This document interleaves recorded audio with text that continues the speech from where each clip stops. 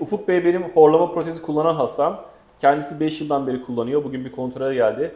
Hemen kendisine soralım. Horlama protezinden önce ne gibi sıkıntıları vardı? Protezden sonra neler değişti? Hocam, horlama protezinden önce akşamları uyuyamıyordum. Terleme, horlama, nefes almakta hep problem çekiyordum. Ama size tanıştıktan sonra her şey çok güzel oldu. Çok mutluyum. Evimde mutluyum. İyi ki sizi bulmuşum. Peki sizce horlama protezini kullanmak zor mu kolay mı? Çok kolay. İlk bir hafta yani biraz sorun, ondan sonra hiç sıkıntı olmaz yani. En Evet. fazla 7 gün. Evet. Tamam o zaman çok güzel. Bakalım bir sonraki kontrol seansımız ne zaman olacak? Artık bakacağız. Görüşürüz. Hayırlısı. Sağ olun.